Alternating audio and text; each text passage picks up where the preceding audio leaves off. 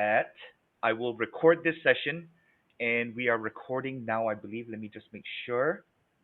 Yes, we are. Okay. Let's see.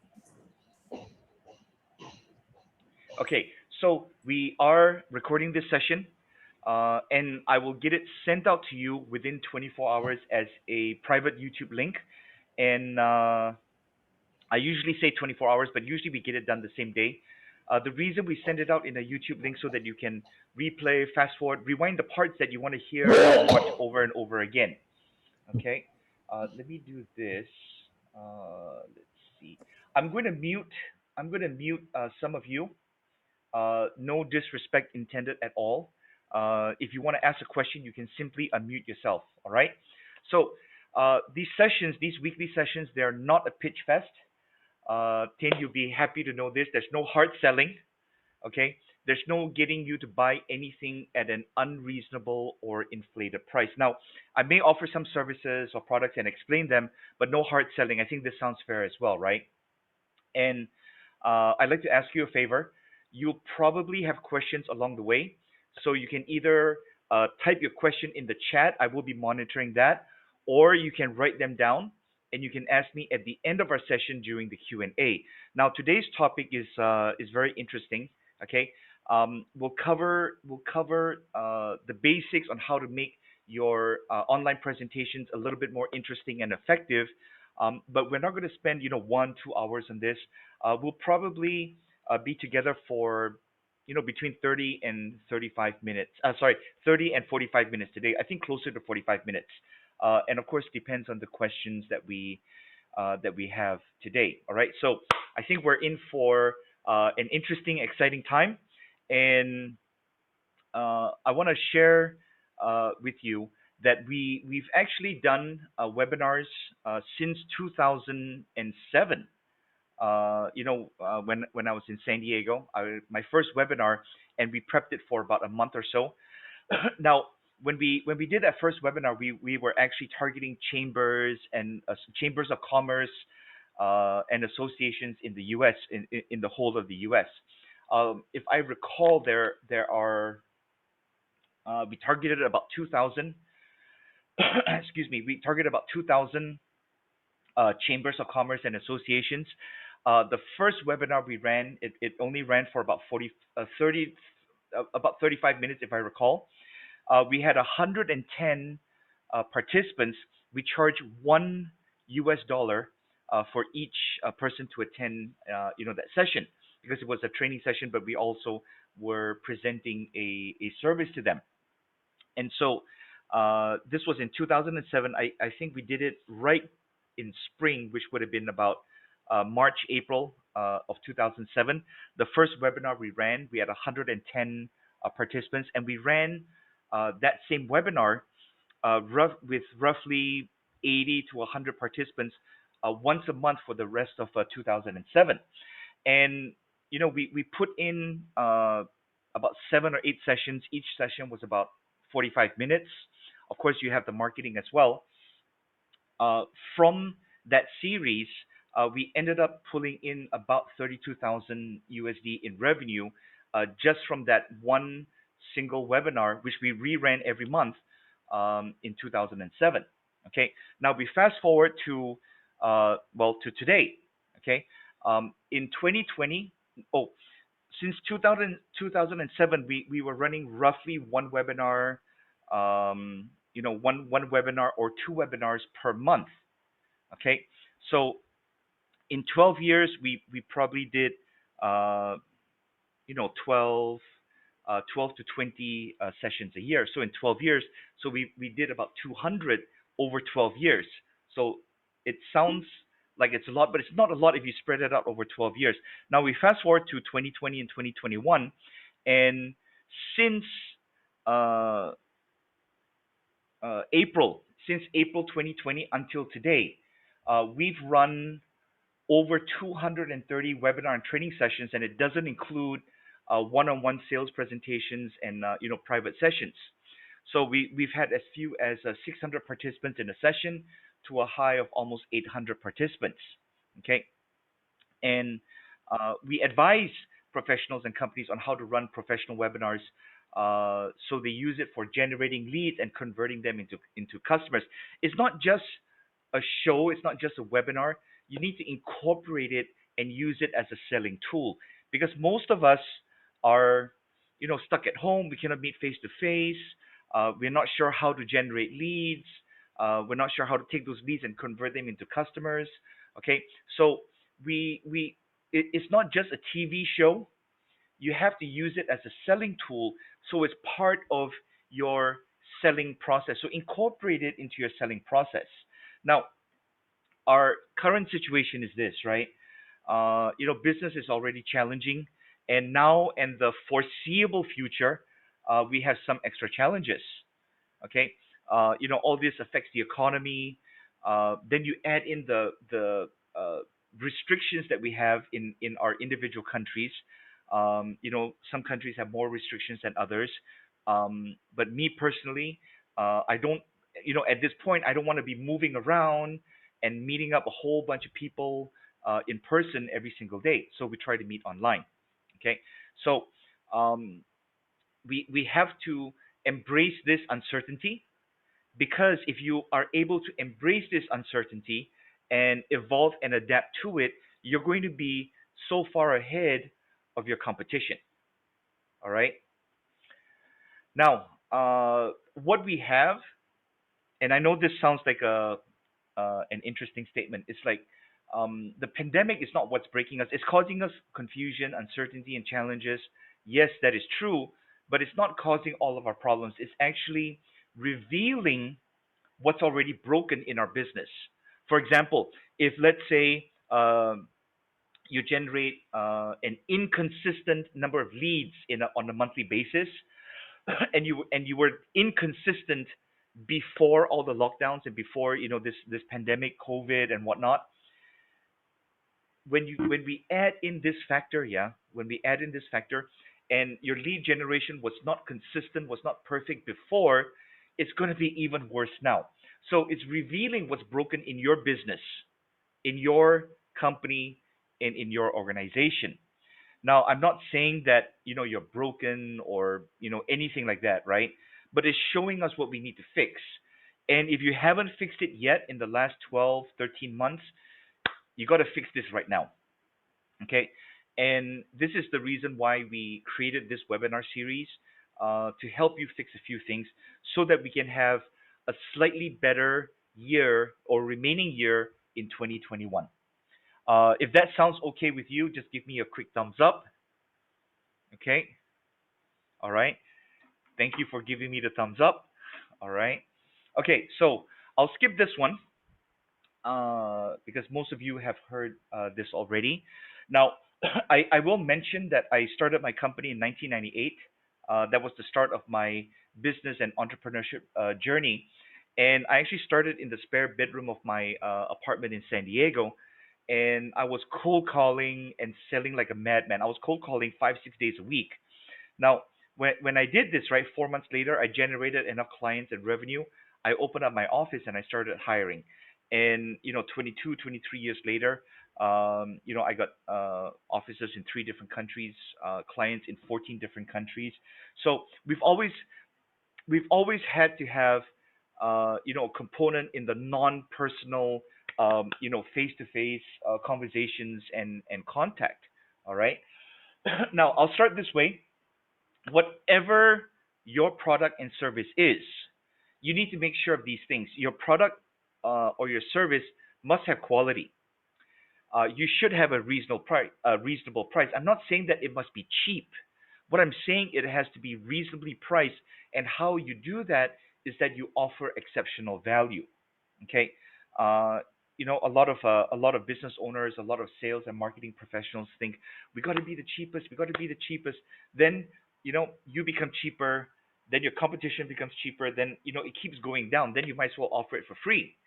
What we want to do is we want to replace the lowering of the price with the increasing of value. Okay, we'll talk about value on a different session, and of course we got to back it up.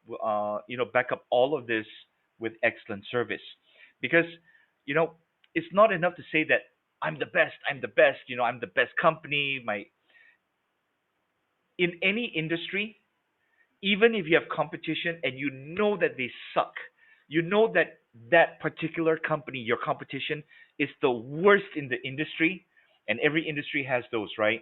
Okay, even the worst company in your industry will say, "I'm the best. I'm giving you exceptional value." It's just words, all right. So, why webinars and online platforms? Because we need to replace or we need to add a different component instead of just relying face to face. Think about it this way, okay? We're all on this session here right now. Now we've done sessions like this, at hotels, at conference rooms, and whatnot.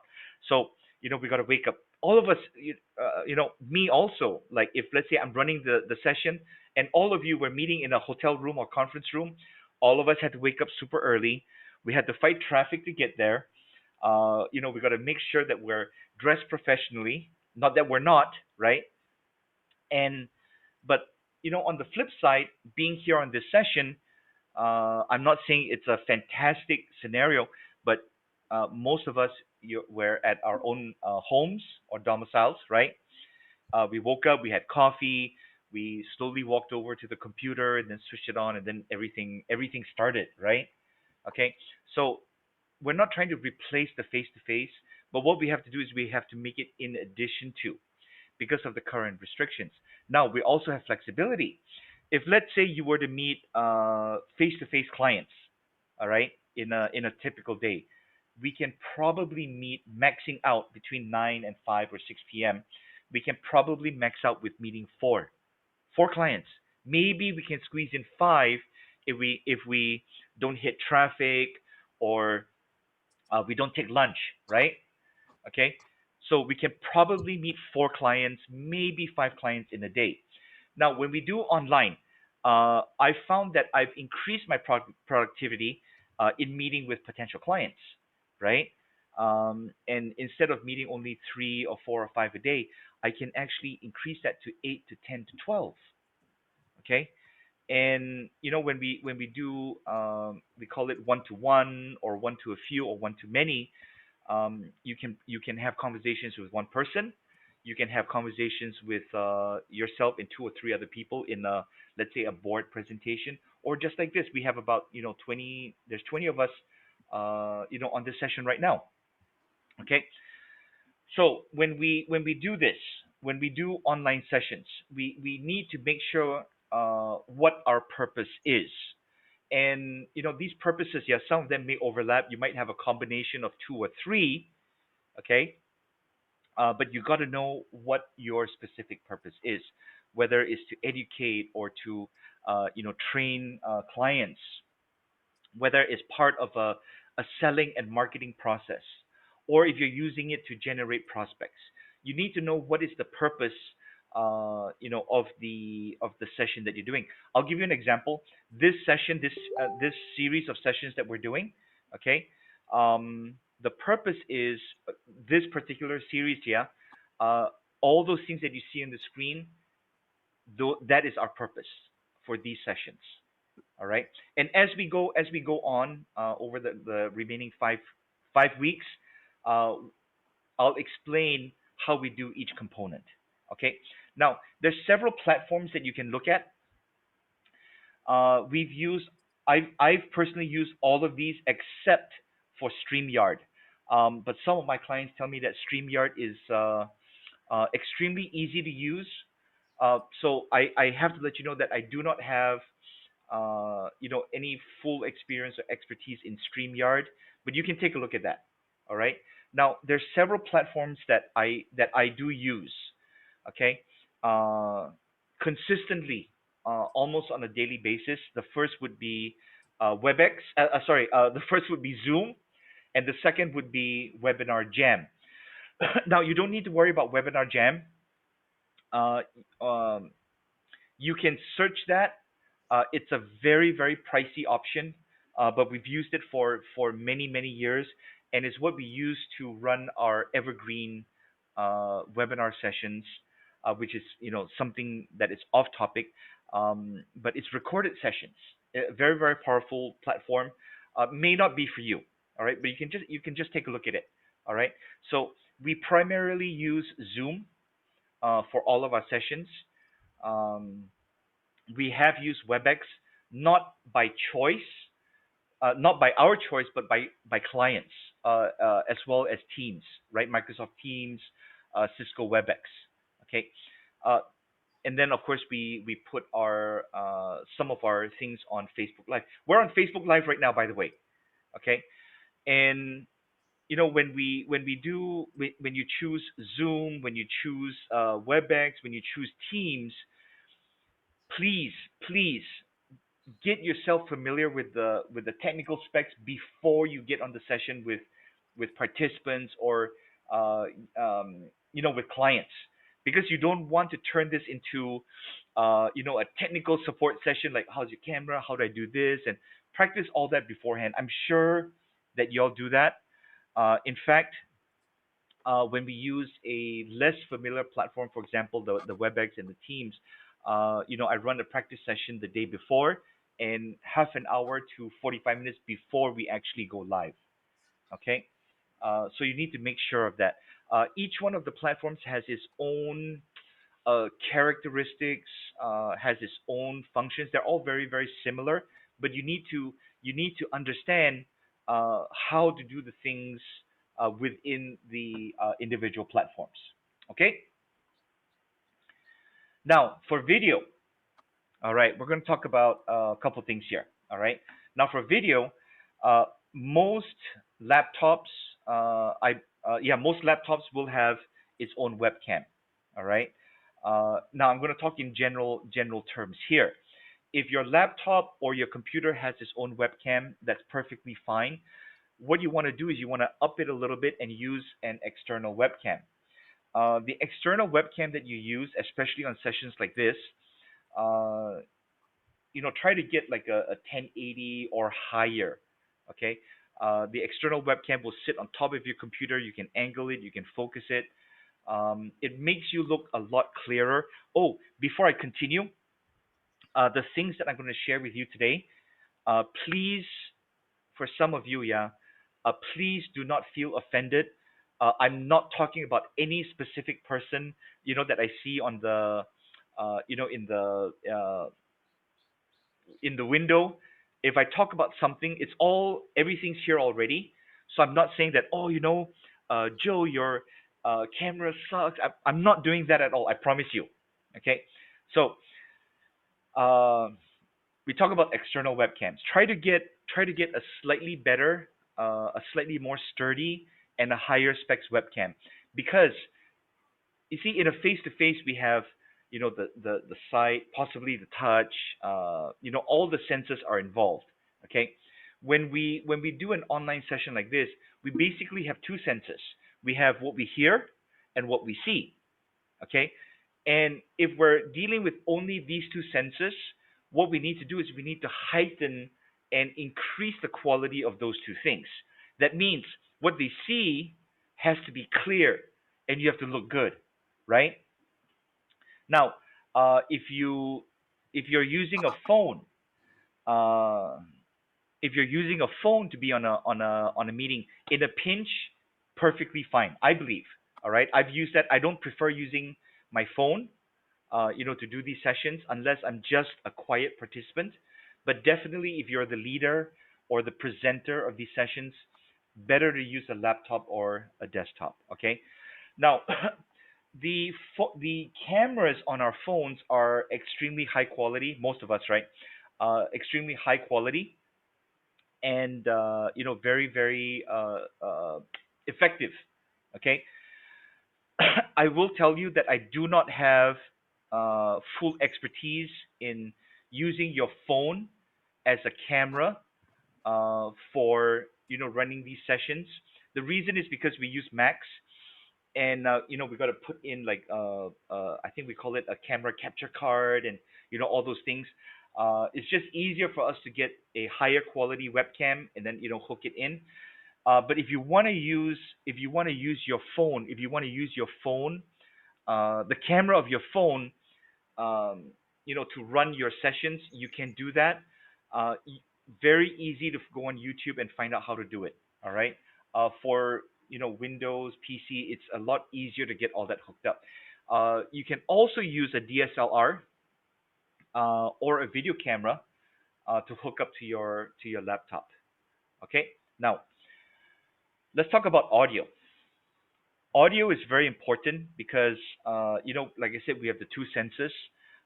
We have you know the visual, and then we have the audio. Now the microphone that you use, it has to be using the microphone on your laptop is not sufficient. Okay. uh, it's not meant to run meetings like this. The microphone, right? Plus, the microphone in a device tends to pick up everything that's around you except your voice, right? So you need to get a proper microphone. I'm not saying you have to get something like this, but before I got this microphone, I was using this, a headset. This is a high quality headset, so I could hear very well on it, and I spoke into this microphone. All right, and it was very sufficient. But what I didn't like was that it's on the head. Not that there's anything wrong with that. For me personally, I don't like I didn't like that that kind of look. All right, but you can certainly use a headset. It's way better than using the microphone, the existing microphone in your laptop or desktop. All right. You can also use phone, the earphones from your phone. Okay, you can do that, but just understand that those headphones, right? They're meant to be used with your phone. It's not a very high or decent quality, uh, but phones are improving all the time. All right, um, but it's better to use something external. All right, and then I use these to listen. Okay, uh, you can use a headset. You can use wired or wireless. One word of warning: if you're using something like this, these connect to Bluetooth. These I only listen. These what do you call it? Earpods or whatever you call it. They have the capability to pick up as a microphone. But one word of warning: the Bluetooth connections that you have from devices like this to your laptop or your desktop is not going to be in perfect sync. Okay. Now, if you use a microphone like this, this one is called a condenser mic. When you use a condenser mic, you need what's called a phantom box or an audio box. If you're using a USB mic, you probably don't need something like that. Okay. Now let's talk about lighting. When we talk about lighting, there's so many videos that teach you how to use proper lighting on a session like this. But basically, what you have is you have the left, the right, the back, and the top. So I'll run through my lighting very quickly with you. Uh, I have uh, this scenario right now is not perfect. I just moved on Wednesday to a new place, and so I'm not fully set up. But I try to get everything ready as quick as possible and as best that I can, as best that I could, for this session. So I'll run through the lighting because every place is a little bit different. Okay, I'll point off, but you probably will not be able to see it. On my left back over here, I actually have a window that brings in natural light. Okay, on my left far corner of this room, I have a huge window that lets in too much light. So what I did was I closed everything so that no light comes in from that window. I got no windows on that side, but I have a light right at the very top, which comes down like that, and if and that's fine. But what would happen is when you have a light on top and it comes down, it puts shadows on your face. So it has to be evened out with I to my 45 degrees left. I have a ring light. It's a small ring light, which is actually quite strong though. I have a small ring light that removes the shadows here, and then on my right, 45-degree angle. I have a larger ring light, which would be the main one that puts out natural light, and it kind of evens out everything. And I think I look quite okay with the lighting, right? So let's talk about background. Now, there's nothing wrong with and actually let me just look through real quick. Uh, there's nothing really wrong with anybody's background. Now, you have to be aware of one thing. Okay, uh, the background that I have is a natural background. It's I chose this specific location because this is what I wanted to have for everyone to see. At least for the next week or so. I'll put up like a brick wallpaper or some kind of wallpaper in the next week or 2 weeks, and you'll see that as we progress in our sessions. Now, there's nothing wrong with this, and there's nothing wrong with a lot of the backgrounds that I see on this session right now. One thing you have to watch out for, though, is and of course sometimes you cannot control your background.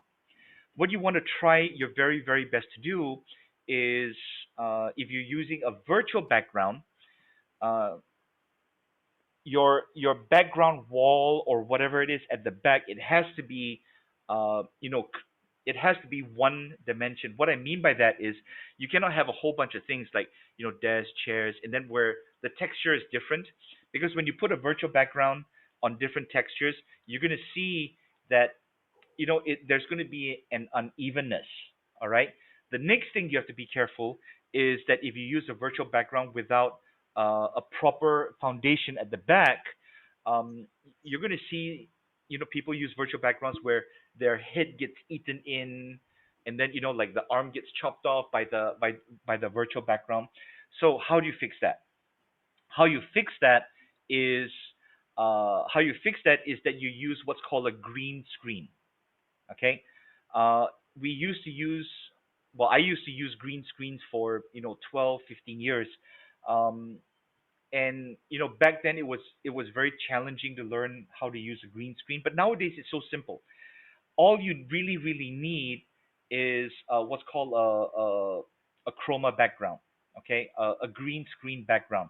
It can be as simple as just a green cloth that you can stick on your wall, or you can put it on like a frame and then let it hang down. It can be as small as just covering the back part of your head. They even have green screens here that like when you're in your car and you put in the it's like the silverish thing, to protect your car from the sun. The inside of the car, those like silver things, aluminum things. They have those in green screens that you can put on the back of your chair, and it's like a round thing that covers the your immediate background. You can even use something like that. Okay, if you check on online platforms, I won't mention which one, but if you check on online platforms, something that's decent, um, probably 70, 80, 100 ringgit, which translates to about 20 US, 25 USD. If you want to go a little bit more complex with the frame and the clips and a larger green cloth, okay, it might go up to about 40, plus minus 40 USD. All right. Now, when you when you use a background, you got to think of how people are going to look at you when you have your conversations. Okay. Are they going to be focused on you, or are they going to be focused on what's going on in the background? Whether it's the lighting, or there's people walking behind there. Whatever it is, you have to focus on that. And this one, I don't think I put it in the slides. But what you want to do also is you want to have your camera at your eye level or nose level or a little bit higher. Okay.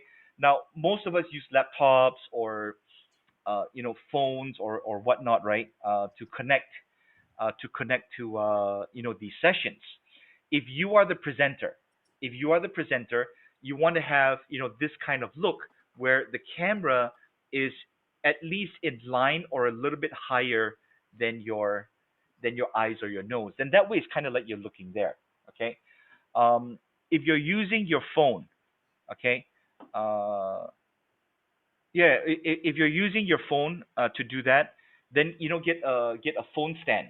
All right, a phone stand. This one extends. If I can pull it out, yeah, this one extends, so I can raise, I can lower the phone. I also have this one. This one looks bad, but I found it's the most effective for me. It Please don't laugh, yeah. I will share a quick trick with you. You know how we put like books and whatnot, right? To try to raise the laptop. You cannot use this with a laptop, but you can use it with a phone. I use this. Okay, I use this, and then I put this on top. Okay, and then it's like right. It's at a very good level for me. Okay, so whatever you have to use, whatever you have to use.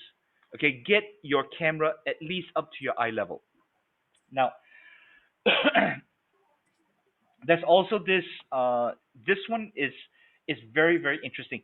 um I don't use it a lot. It's called the OBS project. What you do is you just Google OBS project. Okay. It's a very versatile background integration. Unfortunately, I don't use OBS project a lot because it's very hard to connect. It's very hard to connect um, Macs and OBS project. It's quite complicated to do it. But for Windows, okay, it's super simple and clear. Okay, so what I would suggest is that you Google OBS project. It's free, and it really ups your presentations. You can put like logos. You can put all kinds of stuff. All right. Now let's talk about presentation styles. Okay. Let's see. Okay, presentation styles. There's a few ways to do it. Okay, you can present with slides, which is what we're doing now. You can present without slides, which some of you have been on sessions where we did not present, or we presented without using, PowerPoint or Keynote, whatever it is. Then you have a panel or a forum where you have like three or four people, interacting, and then we have the audience watching. Or you can have conversational, which is, between one or two or three people. Okay, so you have to decide for yourself which style you're going to focus on. All right, and you got to be interesting. You got to be entertaining when you present, because it's very hard to get feedback from your audience, isn't it? In a live session, you can raise your hand, you can ask a question, you can have quick conversations. But when we're doing this, it's very difficult to get feedback. But I'll share a tip with you in a little bit as well. All right. In your presentations, in your conversations, in your online trainings, I'm going to share tip number one. The tip number one is you need to know the answers to these questions. I mean, it's so basic. In any presentation, who are you presenting to? What are you going to talk to them about? When is it, the who, what, when, where, and the why. Okay. And it's called tell. The tell is is a standard in presentation. Okay, this is how I will explain it. When you do, even in face-to-face meetings, we use this, right? But more so in online and virtual conversations. So the tell is basically this: tell them what you're going to tell them. Okay, so tell them what you're going to talk about. Okay, today I'm going to talk about da da da da da, whatever it is, right? So tell them what you're going to talk about, because people need to know what people want to know. What is that message right in the very beginning? Okay. The next tell is now tell them what you're going to tell them, and the third part is tell them what you told them. Okay. So the first part is tell them what you're going to tell them on this session. The next tell is tell them. Okay. The third is tell them what you told them. And that's a very basic formula for a presentation. Now, do not read from slides unless you're making a point. If you read from your slides, you might as well not say anything because all of us can already read the slides, right? Now, the human eye moves and reads quicker than we can talk. The time it takes for you to read, do not read from the slides, takes a couple milliseconds. And for me to say it, it takes about 2 to 3 seconds, right? Do not read from the slides.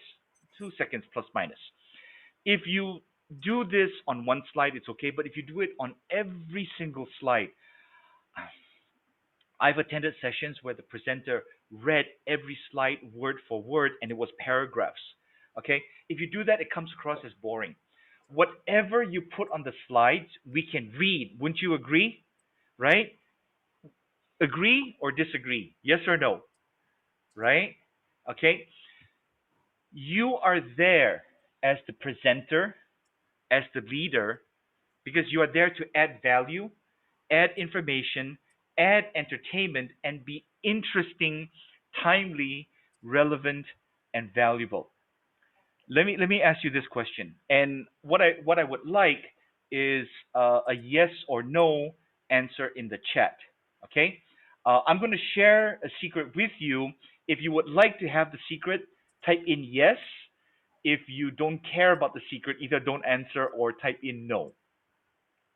And I'm going to share a secret with you in the next 30 seconds. Okay, let me just check that real quick.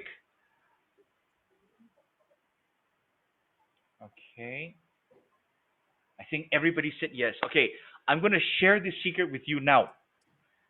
Okay, I'm going to unshare my screen and I'm going to show you something. I want you to remember this particular slide that you see. Do not read from the slides. And I want you to remember the things that I said when I started showing you this slide. Can you all do that for me? Yes? Just raise your hand if it's yes. Yes? Okay. So let me unshare my screen and show you this. Okay. I'm going to pull this over here. And let me open this up. And I will share this with you. Just give me one quick second.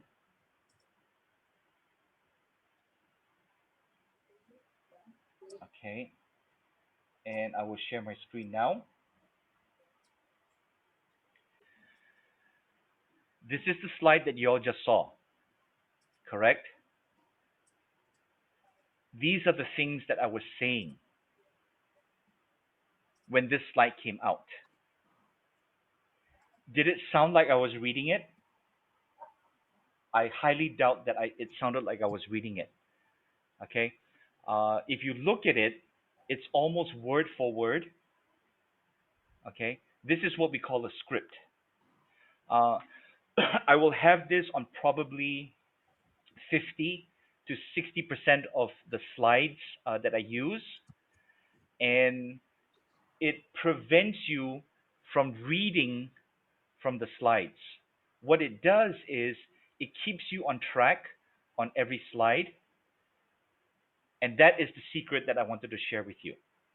Okay? You have to script your presentations, you have to script your online conversations. Sometimes the script is on the screen for me. Sometimes it's written down, as a guideline, but it's always prepared. I hardly do off the cuff, okay?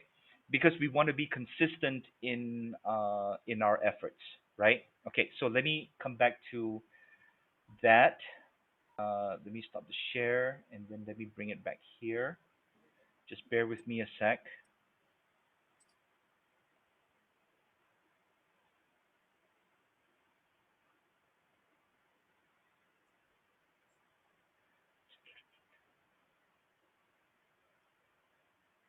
Okay, so let me get back to that.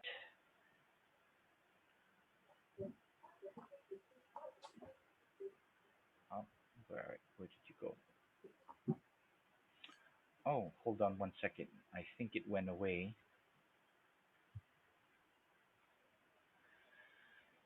Okay, everybody can see my screen? Yes? All right. So, I hardly ever share this secret, okay? But it's to demonstrate the importance of it. Because if we make a promise that the information that we share is going to be timely, relevant, and valuable, you cannot just throw a slide and then just talk as if, you know, nothing's going on. You have to make sure that everything goes according to your plan and your outline. Okay? Now, if things go wrong, if things go wrong, or you don't have the full confidence in doing a presentation online. If you do not have the full confidence in doing the session online, there is one secret technique that can make you more confident. And that one secret technique is to practice it. Okay? The more you practice your presentation, the better it's going to be. I will share this with you also. Back in the mid 2000s, early 2000s, mid 2000s, we closed deals with Mercedes, Lexus, all the large manufacturers in the US. All right. Of course, we had to do one-on-one and then group presentations to the board of directors or committees or whatever it is. My partners and I, we would have to fly in and do the presentations, right? Uh, and it costs money to fly in, and of course we want the reward, but it costs money to fly in, it costs money to stay at the hotel and the meals and all those things, right? And we cannot rely on, okay, let's just put the slides together and then go in and do the presentation and hope for the best. When we knew that we were doing presentation for XYZ committee or ABC company, right, we would we would take about 3 to 5 days to prepare the presentation. Before, we didn't really use a whole lot of PowerPoint. It was like, overhead projectors and slides, right? And we would prepare all the slides, okay? And then we would practice. We would spend hours practicing the presentation. And even if the presentation was only 10 minutes or 15 minutes or 1 hour, it didn't matter. We practice and we practice and we practice the presentation. Okay? That way, when we arrived, we would know exactly what we're going to say. How many times have you tried to do a presentation and you thought that you would have 30 minutes, right? Yeah, or 1 hour, whatever it is, and they said, okay, Chris, you got 30 minutes to present. When you arrive, they run late, and then they say, hey, you know what? Our time cut short. We can only give you 15 minutes or 20 minutes, and then you start panicking. It's like, oh no, I thought I had 30 minutes, right? Anybody ever experienced that? Yes, right? So when we practice our presentation, they tell us you got 30 minutes. We will practice a 30-minute version. We will practice a 20-minute version, and we will practice a 15-minute version.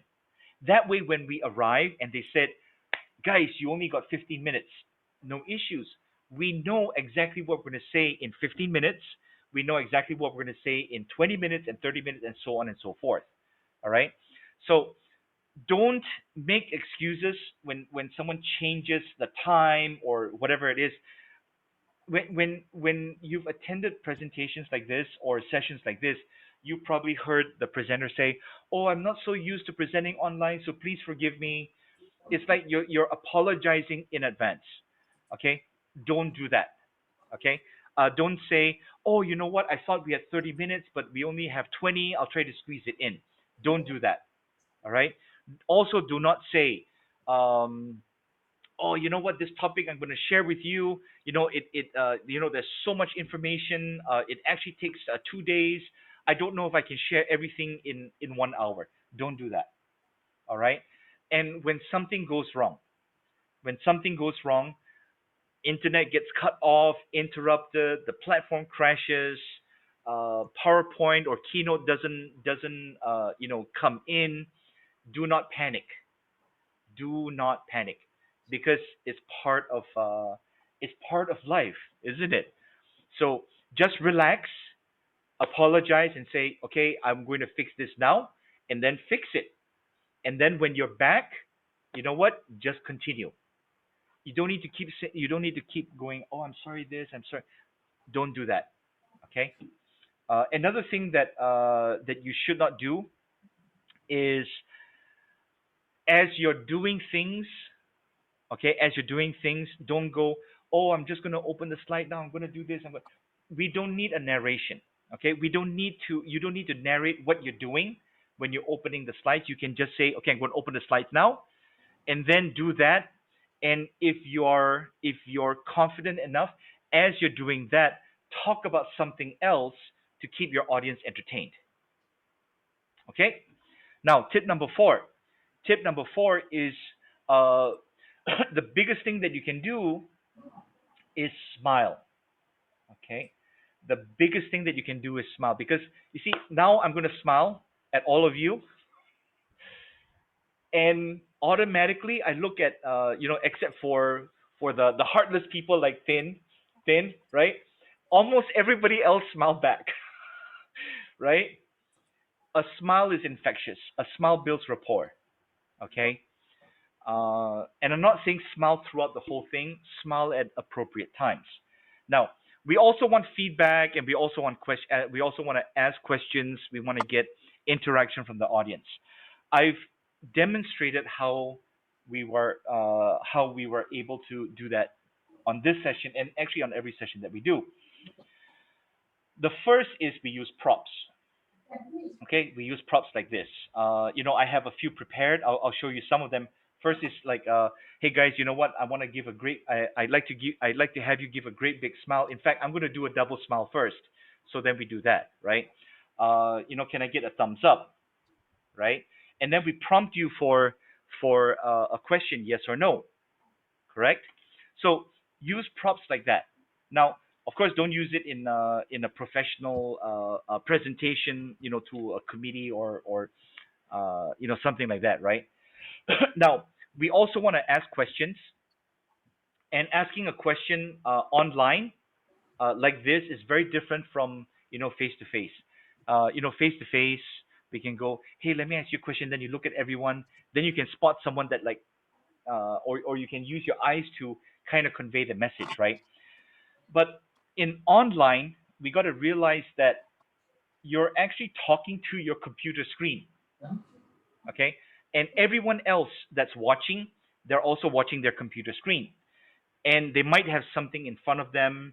Their mind might wander off, or we don't see what is happening outside of the scope of the computer screen. All right. So when you ask for feedback, when you ask for engagement, when you ask questions, don't go, "Hey guys, yes or no." Don't do that, because we're not prepared. All right. If you recall, you can watch this recording again. Every time I ask a question, I will tell you I'm going to ask a question. Okay? I tell you I'm going to ask a question, and then I tell you what the question is, and then I ask the question. Oh, let me backtrack a little. I tell you I'm going to ask the question. I will tell you how to respond to the question, whether you're going to type it in the chat, or you're going to give me a thumbs up, you type a yes or no, whatever it is. I will tell you how to respond. Then I tell you the question, then I ask the question, then I ask you to respond. That way, you get people involved. Does that make sense? That makes sense, right? Raise your hand if it makes sense, or a thumbs up. Okay, awesome. And that's how you get interaction. I get very irritated when I see or hear presenters, so-called gurus, right? Hey, ask a question. Type yes in chat. Type yes in chat. It's like, you know what? We're not sheep. We're not cattle. We're not children. Most of us, right? uh, Ask me the question in a proper way, and I'll respond. Don't keep like, type yes. I get extremely irritated with that, and I'm sure we most of us do as well. Okay. Tip number five. Tip number five is tip number five is, what is the purpose of your presentation? It's really to inform, educate, and entertain. Okay, because we all love to be entertained, isn't it? Right? And how you educate and inform is that the information that you share, you make it relevant, you make it timely, and you make it valuable. Make it valuable to the person that you're talking to. All right. and you entertain by using props, by being a bit more exaggerated with your gestures. Of course, don't go like that, but use your hands, move your body a little bit because our eyes need to move. All right, smile, make tiny little jokes. All right, and that's how you entertain. Okay, don't make excuses when something goes wrong. Uh, when you're not sure of something, just say it. All right, that's so basic in any presentation. Now let's talk about slides. Slides is is really a pet peeve of mine. All right, um, the slides that I often see are white background and one box here and then like 10 lines of text. Okay, please don't do that. Okay, you have to understand in an online format, you have to entertain the eyes. Okay, the slides that we use different background slides for different purposes.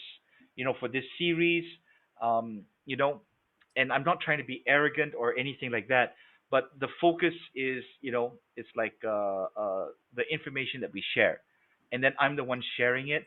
So we use me as the background. Okay, it was a very difficult decision to make and say that I want to use my picture as the background. It was a very difficult decision. Okay, then you got to think about the color. Some slides are all kinds of colors on the slides, and you can do that, but only if it's graphics or charts and whatnot. All right. The words, try not to use more than two or three different colors on the same slides. And then if you look at my slides, they are actually color coded. Okay, if you look at yellow, what you see on your screen right there, it tells me that this slide belongs in this family of explanation. Does that make sense? Right? Okay, and then when I use other colors, it belongs to another family, so that at one glance I know roughly where I am in in the tree of bullets of the slides. Okay, your graphics must be appropriate and to the point. Sometimes you don't need a whole lot of graphics because we're looking at the screen already, right? And if you think about it, what you see on the screen right now, that whole thing is a graphic anyway, and the graphic has to match with what you're talking about. Okay, let's go into tip number 8. Tip number 8 is your appearance. All right, we talk about comb your hair, wash your face, look clean and neat. This is grooming, right? Uh, brush your teeth. All right, all those things is the grooming and appearance. Okay, and your posture needs to you need to sit up straight. You see, if you think about the other tip that we shared earlier, where the camera has to be at eye level, how impressed and engaged with me if my posture was like this, the whole time. This is way more comfortable. It's way more comfortable than sitting like this for an hour or two, isn't it? Okay, but your posture shows, your professionalism and your character. Okay, your cleanliness, your grooming shows shows your character and your professionalism. All right, when you are the presenter, you have to look extremely presentable. So your posture. I'm not saying that you have to be like a soldier standing up straight and whatnot, right? But don't slouch. Don't do that. I will guarantee you that nobody on this session has ever seen me do this on a webinar or a training session. I can guarantee. Well, except now. So this is the first time you've ever seen it, right? That I do that. Your gestures has to match what you're saying. Okay, so don't over exaggerate because you cannot see what I'm doing anyway, right? So your gestures has to match what you're saying, the tone, because then it gives a variety for the senses. Okay, so uh, I've gone through 8 tips on helping you to get a little bit better at online meetings, online trainings, online presentations.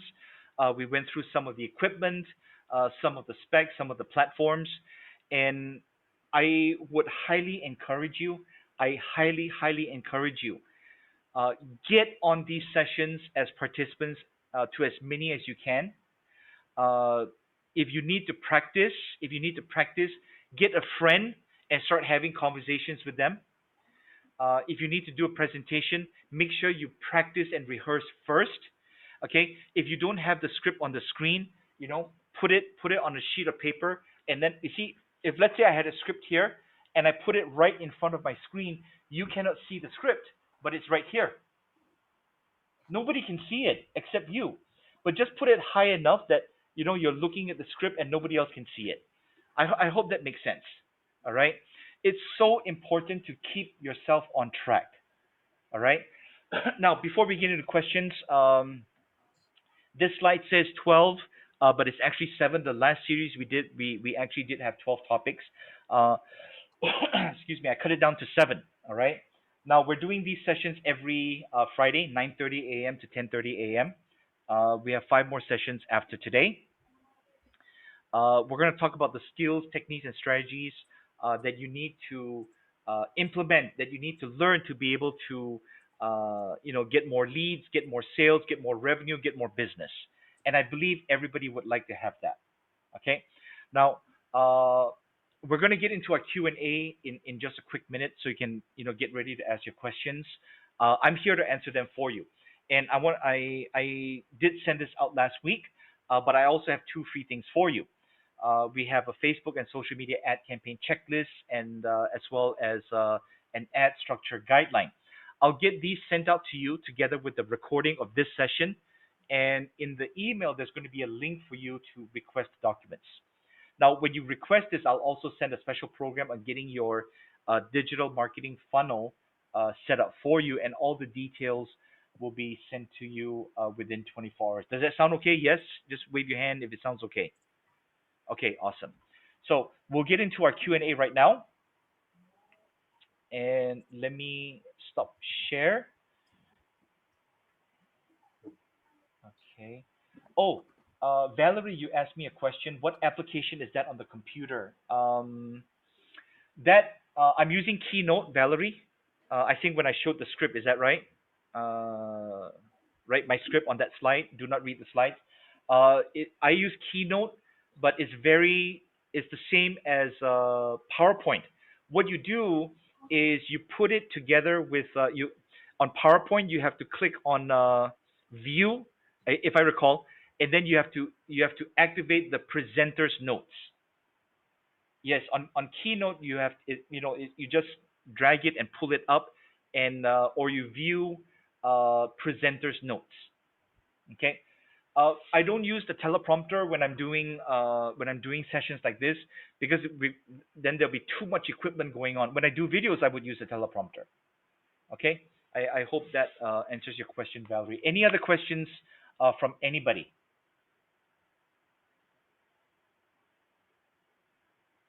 Okay. I have a suggestion. Rosemary, we can only see the top of your head. Okay. So if everybody can put your video on, I'd sure love to be able to take a picture of all of us together. Would that be okay? Uh, okay. I'll answer your question in just a quick minute, Fu. All right. Okay. So uh, if okay, let's see. On the count of three, we'll take a serious picture because everybody looks extremely serious right now, and that's a little trick to get everybody to smile. In fact, let's do this. Everybody give the greatest, biggest smile that you can. In fact, I'm going to give you a double smile on the count of three. One, two, three. I love your smile, George, and yours as well, Dorothy. Awesome. Okay, So the question is for companies concerned with cost, what are your thoughts on combining e-learning followed by face-to-face training? This will cut down the cost. Okay. Um, I've not done. Okay, I've done it this way. I'll answer it two ways. Okay, or two parts of it. I've done it where we've done the face to face first, and then we followed up with the online learning. But this is before last year. Is before last year. Before March of last year. Then we've also done where we were going to do face to face, but we had to transition to everything online. Okay. Um, so I think for me the sequence would be face to face first, and then you transition into online, because with the face to face at least you're able to have that connection, right, Fu? And then you can transfer that rapport and connection into the online format. So my opinion would be that. But 80 to 90% of the things that we are doing now is all online. Everything's online. Um, and when you say cut down the cost, I actually maybe disagree with that. The cost should be about the same. Where they would save is the food, the transport, accommodations. That's where they save. Because in an online format, we actually, I know it sounds weird, but we actually have to work harder. Uh, it's more intense because we have to keep in mind the rapport, so many things going on. I think you agree with me, right, Fu? Because a lot of companies say, oh, it's online, you should charge cheaper. I mean, you're at your house, but the prep work, yeah, is a lot more than a face to face. I think you agree with me, right, Fu? Yeah. Okay. Do we have any other questions, ladies and gentlemen?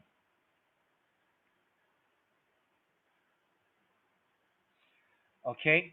If not, I'm going. Sorry, Yes, Chris, go can ahead. I just, what I mean e-learning is in the sense that it's not online yet. In other words, for companies, instead of doing the Right. normal face-to-face, so they cut down. Let's say your Okay. sales training is 3 days. Ah. They have gone into e-learning first, where Right. the notes are given, Okay. Understood. just system. You mean like? Okay. That means They do self-study first. Right. Okay. Yes, I understand. Okay. Um. There a few ways that you can look at it. You can do the self study and then do the face to face. Uh, for me, if we do the self study, I would actually just only do that because everything's prepared in an online platform. Uh, uh, if everything's prepared in an online platform, it should be as complete as possible. Because if it's not as complete as possible, why should they pay for it? And then why should they follow up with face to face? It has to be as complete as possible so that the face to face is not necessary. And what this does is, Anissa, you got to listen to this, yeah. When you have an online e-learning format, you don't, you're not limited in your time anymore, right? Because instead of doing one training a day, if let's say you were to do one training a day for companies as a trainer, the most that you could ever do is 365 companies a year, right? And that's if you were like really good at selling and marketing. But if you have everything that is all complete in an online format, you can have more than 365 clients in a year, right? And but bring the cost down. And this is my concept of do the work once and get paid on it over and over again. Okay, I hope that answered your question, Fu. Okay, uh, do we have any other questions from anybody? Okay, if not, I'm going to stop the recording right now as well as the live stream.